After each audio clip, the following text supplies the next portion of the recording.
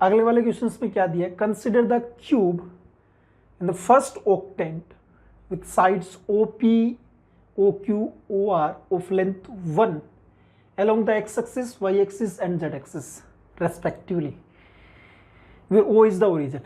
पहले यहां तक मैं डायग्राम बना लेता हूं, ठीक है। तो क्यूब का डायग्राम बना लो यार।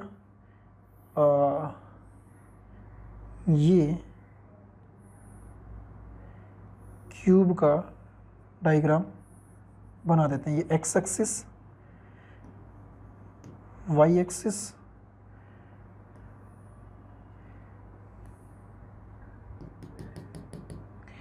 और ये जेड एक्सिस, ठीक है।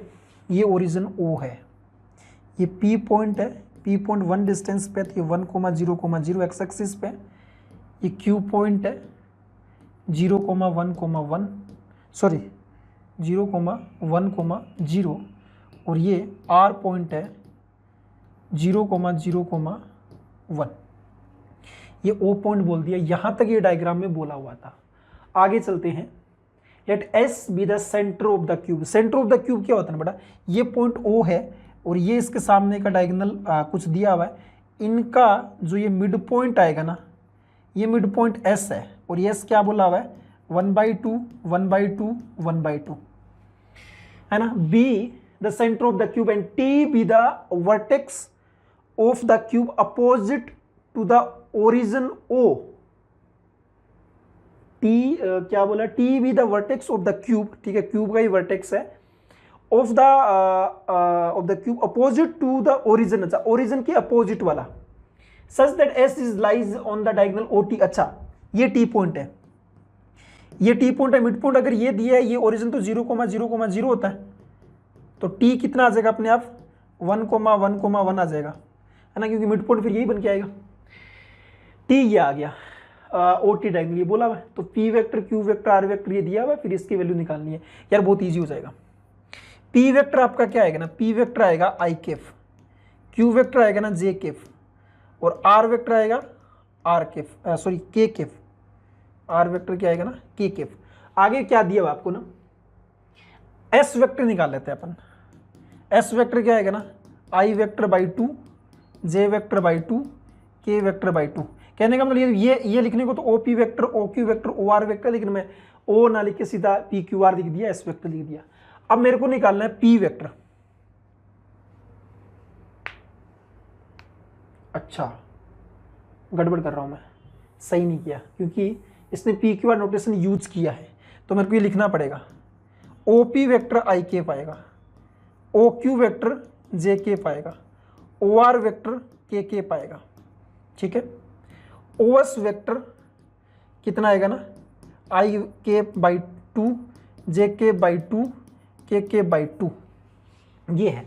अब अगर मेरे को P वेक्टर निकालना है ना, तो P वेक्टर किसके बराबर है, SP वेक्टर के। SP वेक्टर को लिख सकते हैं OP वेक्टर माइनस का OS वेक्टर लिख सकते हैं। OP वेक्टर मतलब ये, तो I कैप माइनस में ये बनेगा, तो इसका मतलब P वेक्टर कितना आ गया आपके पास, P वेक्टर आ गया I के बाई 2 माइनस का J के बाई 2 माइनस का K बाई 2। ऐसे ही मैं सिमिलरली डायरेक्टली लिख रहा हूं बेटा, Q वेक्टर लिख रहा हूं मैं। Q वेक्टर क्या होगा, OQ वेक्टर माइनस का OS वेक्टर। तो OQ तो कितना है, J केफ माइनस में ये आ जाएगा, तो ये क्या बचेगा J केफ माइनस में, तो माइनस का I के बाई 2 प्लस का J के बाई 2 माइनस का K बाई 2, ठीक है। ऐसे ही आप R वेक्टर लिख दो। R वेक्टर में क्या होगा ना, K वाला पॉजिटिव आ जाएगा, तो माइनस का I के बाई 2 माइनस का J के बाई 2 प्लस का K बाई 2। ये P vector, Q vector, R vector मैंने लिख दिया। ये P वेक्टर है, ये Q वेक्टर है, और ये R वेक्टर है। ओके, कलर चेंज कर लेते हैं। आगे क्या चीज दिया हुआ है ना, ये R वेक्टर निकाल लिया। अच्छा, T वेक्टर और निकाल लो। T वेक्टर कितना आ जाएगा ना, T वेक्टर आ जाएगा OT vector minus OS vector. OT कितना है 1 1 1 है, OS ये है, तो कितना बचेगा I के बाई 2 J के बाई 2 प्लस K बाई 2, ये प्लस का बच जाएगा। फिर मेरे को इसकी वैल्यू निकालनी है यार, है ना। इसकी वैल्यू के लिए सुनो बेटा, ये जो चीज है ना, एक तो पढ़ते हैं अपन वेक्टर ट्रिपल प्रोडक्ट, एक पढ़ते हैं स्केलर ट्रिपल प्रोडक्ट, और ये क्या है ना, दो दो का क्रॉस मल्टीप्लिकेशन जब इस टाइप से आ जाए ना क्वेश्चंस, तो मैं बता रहा हूं कैसे सिंप्लीफाई करना है। आपको दे दिए P क्रॉस Q और फिर क्रॉस दे दिया R cross T, R cross T। इस टाइप से जब भी क्वेश्चंस आए ना, किसी एक को मान लिया करो आप। सपोज करो इसको मान लिया आपने U वेक्टर, तो अब आपके पास बन गया ये U vector cross R vector cross T vector, तो ये अब ये बन गया वेक्टर ट्रिपल प्रोडक्ट। तो U वेक्टर डॉट करेंगे अपोजिट दूर वाले से into R vector minus U vector dot R vector और T वेक्टर। U वेक्टर जो माना था वो पुट कर दो, तो क्या आ जाएगा ना, P cross Q dot T vector और पूरे के बार मल्टीपल R वेक्टर। ये एक तरह से स्केलर ट्रिपल प्रोडक्ट है, कांस्टेंट वैल्यू इनटू कुछ वेक्टर लिखा हुआ माइनस का P cross Q dot R vector और ये T वेक्टर। ये एक तरह से क्या होगा ना, स्केलर ट्रिपल प्रोडक्ट है, तो बॉक्स की फॉर्म में लिख सकते हैं P vector Q vector T vector R vector minus का ये box P vector Q vector R vector और ये T वेक्टर। तो यार अब ना इसकी वैल्यू निकाल लो। पहले तो box P vector Q vector T vector, तो कितना आ जाएगा ना, आपको बॉक्स की वैल्यू निकालना आती है।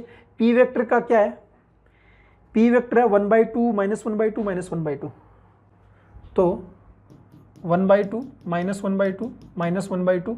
Q वेक्टर कितना होगा ना, माइनस 1/2 1/2 माइनस 1/2। और T वेक्टर कितना था ना, T वेक्टर सारे प्लस वाले थे, तो 1/2 1/2 1/2।